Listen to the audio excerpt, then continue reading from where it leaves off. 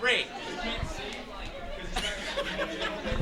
I'm Alex Gill with On-Demand Location, and we are here at Matsuricon 2015 with Stephanie Young. How are you doing, Stephanie? I'm so happy to see you. I'm great. Thank you. Wonderful. It's been a year since we talked to you at Matsuricon. What have you been up to in the past year? It's been a very, very busy year. Recording some new shows that I'm very excited about. Been extremely busy with the music, which has been great. We released our latest album, Summer Moon, last year, and now it's being featured on Pandora. So we're thrilled about that. So dial us in, people. Give us a little like. Gosh, just working. And we had a baby not too long ago. Thank you. And now he's a year and a half, so he's not a baby anymore. So between chasing toddler, recording, working, singing, it's been busy, but very, very thankful. People tell me about this. I'm like, oh golly. So it's good. It's all good. All right, wonderful. So Borderlands, the pre-sequel's come out, and it's just been remastered. What was your experience like working on Borderlands? It was really exciting working on the pre-sequel. Well, frankly, just because Nisha's part was larger in this version, and it was so much fun. She's just so sassy and cool, and poor Claptrap, just constantly getting battered by her verbally. But it was really a lot of fun. Anytime I get to play those, again, those sassy, strong women, I have a ball. So she is really the epitome of that in a lot of ways. Very mischievous, and I like that. So you worked on Dragon Ball on Xenoverse as Toa, and you also contributed some vocals for Grand Tour a while back. What's your experience been like working on the Dragon Ball franchise and seeing all of the new stuff that's coming out now? What's the reaction been? The movie that has been so well received that's released right now is incredible. I'm just happy for that property in general and all my friends and actors that are involved in it. To see that anime is doing so well at the box office is fantastic for everyone. But voicing Toa in Xenoverse was a lot of fun, especially because I got to play opposite J. Michael Tatum, who's one of my favorites. I adore him. So it was really exciting to be part of such a huge franchise that people have been working on for years. So it was nice to be a part of it. And of course, to sing in the show was really an honor. Wonderful. You're also in the show Glass Fleet. Could you share with us your experience in Glass Fleet? Did you learn any new terms, anything? I certainly developed a quasi-Hungarian accent for Glass Fleet. So, what a kind of Eastern European, dialect you're hearing there. Okay. That is one of my favorite shows to work on because of the character I voiced, Bibi Mozzarella, was just fabulous. Wearing this couture-looking gown and hat with a solar system in it, and she was constantly smoking this pipe and inhaling, "Bring me a grape and kill them all." She was so elegant and strong, but this decadent Epicurean, and who doesn't want to do that? Who doesn't want to lie around being served and, leading a fleet of ships and eating grapes? I love her. Thank you for asking. So the Coco Chanel commander, basically. Yes!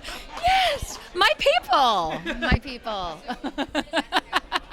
Yes. Yes. So 10 years ago, you got to work on Trinity Blood. Reflecting back on that, what thoughts do you have? Hardest death scene I have ever done.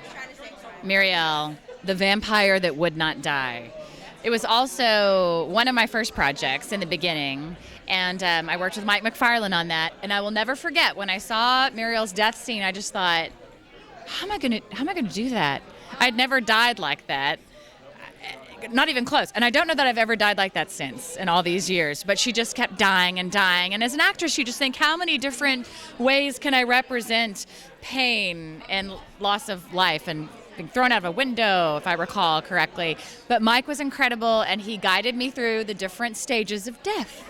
So it's very fun. He directed that so beautifully, but that was sort of jumping into it where a character died that long, but it was cool. Rems continues to work very hard. Can you share with us your experiences as a duo, like recording and fitting it all in? And I'm so glad that we were able to even release an album. We had just had the baby. I recorded while I was pregnant. But because we were both very passionate about this and focused, we just try our hardest, to get our music out there. And we still play regularly. We play, over 100 shows a year, but I'm so glad that's something we can do together. And, some things slowed down a little bit with the baby in tow, but they're starting to ramp back up. And like I said, we're on Pandora now, and we're so excited about that. We're on Spotify too, but getting on Pandora, it's a tougher selection process. I don't know if people know that, to get on that online streaming radio. And to have a channel there was really exciting for us. And we also have new placement representation in California now for TV and film. And we're continuing to write and hope to, we always hope to have new material coming out. It takes us a little longer now with little one, but we're still, in the flow and doing it. So thank you for asking. You're welcome. You also worked for Home Garden Television.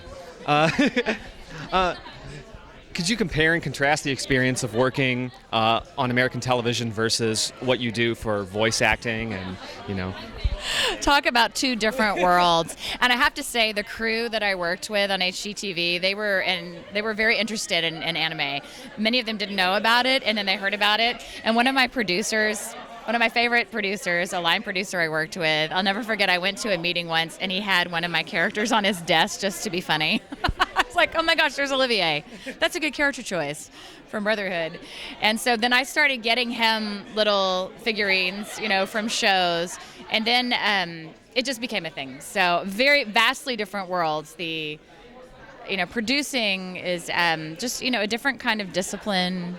And, you hit, well, it's just like you guys, you're a camera crew working and scheduling, and we would just, get out of the gates running first thing in the morning. And then, we had 10-hour shoot days, 3 to 4 times a week. And then the rest of the time I was editing. So it was exciting. Or I wasn't editing, but I was supervising it. And I worked on a design show for a couple of years, and then some of their specials. So it was a fantastic experience, but a very different world. And just to be honest, you're working outside a lot. You know what that's like. And in the Texas heat, being in a nice air-conditioned booth and being able to voice these awesome characters was just like going to Disneyland during that time after, working really hard. But I'm thankful for, both experiences. But, very different sides of your brain you're working with. Absolutely. Are there any other upcoming projects that you want to tell the fans about? And do you have any final messages you'd like to get to the audience?